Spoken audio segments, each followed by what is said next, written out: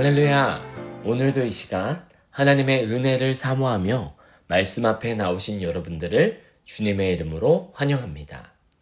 오늘은 두 갈래 길, 다른 운명이라는 제목으로 함께 말씀을 나눌 때 우리의 믿음의 길을 다시 한번 점검하고 끝까지 바른 길을 선택하는 지혜를 얻기를 간절히 소망합니다.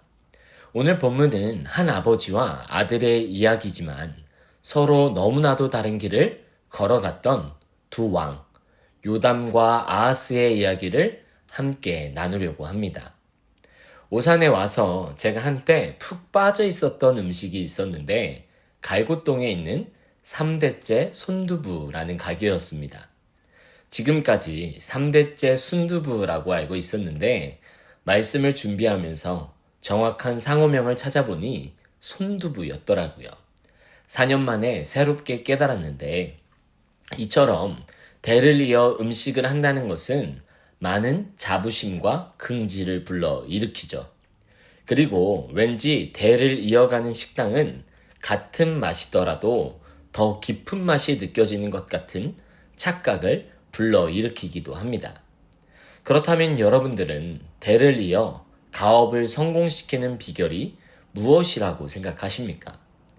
부모님이 한평생 쌓아올린 기술과 노하우, 그리고 가게의 신념을 자녀가 온전히 물려받고 거기에 자신의 성실함을 더할 때 그 가업은 더욱 번창할 것입니다. 하지만 아들이 아버지의 성공만 믿고 교만하여 가문의 비법은 무시한 채 자기 마음대로 장사를 한다면 아무리 큰 가게라도 하루아침에 무너지고 말 것입니다. 신앙의 유산도 이와 같습니다. 오늘 본문은 하나님 앞에서 바른 길을 걸었던 아버지 요담과 그 위대한 신앙의 유산을 헌신짝처럼 버리고 죄악의 길을 선택했던 아들 아하스의 모습을 극명하게 보여줍니다. 이 두 사람의 인생을 통해 우리는 믿음의 유산을 어떻게 이어가야 하는지, 또 인생의 갈림길에서 어떤 선택을 해야 하는지 함께 깨닫는 은혜의 시간이 되기를 원합니다. 그렇다면 오늘 우리에게 주시는 첫 번째 교훈은 무엇일까요? 경건한 삶은 우리를 강하게 한다는 것입니다. 먼저 아버지 요담의 이야기입니다. 27장 2절은 그를 이렇게 평가합니다. 요담이 그의 아버지 우시아의 모든 행위대로 여호와 보시기에 정직하게 행하였으나 여호와의 성전에는 들어가지 아니하였고 백성은 여전히 부패하였더라. 아멘. 요담은 믿음의 아버지 밑에서 좋은 신앙교육을 받았고 그 길을 따라 하나님 앞에서 정직하게 행하였습니다. 특히 그는 아버지의 실수를 반복하지 않는 지혜가 있었습니다. 그의 아버지 우시아는 강성해지자 교만하여 제사장이 드릴 제사를 자신이 직접 드리려다 하나님의 징계를 받았습니다. 하지만 요담은 성전에 들어가지 않으므로 하나님 앞에 겸손을 지키며 정직한 길을 걸어갔습니다. 이에 하나님께서는 어떤 평가를 내리셨을까요? 6절 말씀입니다. 요담이 그의 하나님 여호와 앞에서 바른 길을 걸었으므로 점점 강하여졌더라. 아멘. 그가 강해진 이유는 뛰어난 외교술이나 군사력 때문이 아니었습니다. 오직 하나님 앞에서 바른 길, 즉 정도를 걸었기 때문이라고 성경은 분명히 증거합니다. 사랑하는 성도님들, 이것이 바로 믿음으로 이 세상을 사는 강력한 무기이자 진리인 것입니다. 우리는 흔히 세상에서 성공하고 또 부유케 되고 강해지기 위해서는 더 많은 것을 누리고 얻어야 한다고 생각하지만 하나님의 백성은 오직 하나님 앞에서 정직하고 바른 길을 걸어갈 때 가장 강해지고 부유케 되는 줄 믿으시기 바랍니다. 이것이 우리가 붙잡아야 할 신앙의 유산이며 또 자녀들에게 흘려보내야 할 마르지 않는 축복의 샘물인 것입니다. 우리 가정과 가문이 요담과 같이 하나님 앞에서 바른 길을 걸음으로 세상이 흔들 수 없는 굳건한 반석으로 세워지시기를 주님의 이름으로 축복합니다. 두 번째 교훈은 고난의 때에 누구를 찾느냐가 진짜 믿음을 결정한다는 것입니다. 이제 아들 아하스의 비극적인 이야기로 넘어갑니다. 아버지가 닦아놓은 견고한 길 위에서 그의 인생은 시작부터 완전히 다른 방향으로 달려갑니다. 그는 왕이 되자마자 우상을 섬겼고 심지어 자기 아들을 불살라 이방신에게 바치는 끔찍한 죄를 저지릅니다.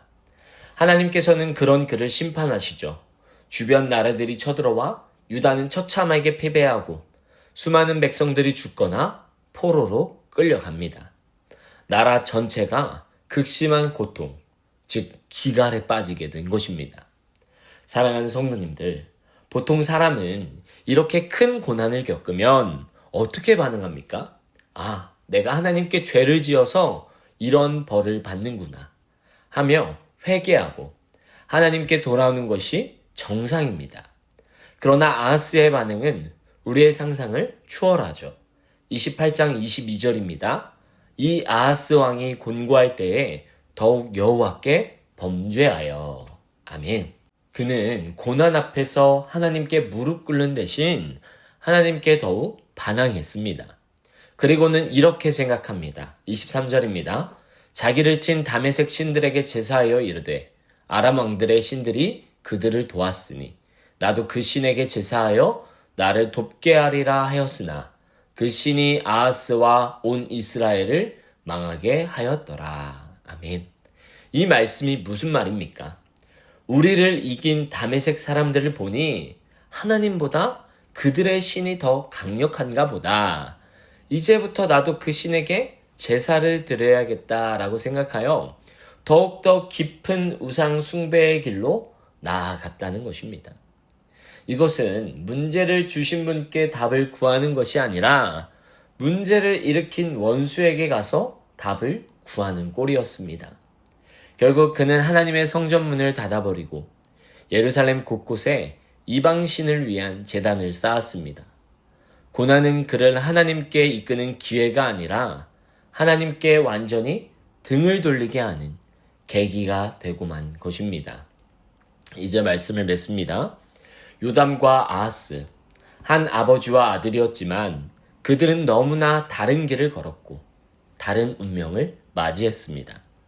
요담은 하나님 앞에서 바른 길을 걸어 점점 강해졌지만 아하스는 고난 앞에서 잘못된 대상 앞에 우상을 숭배하며 더욱 비참한 길로 걸어갔습니다.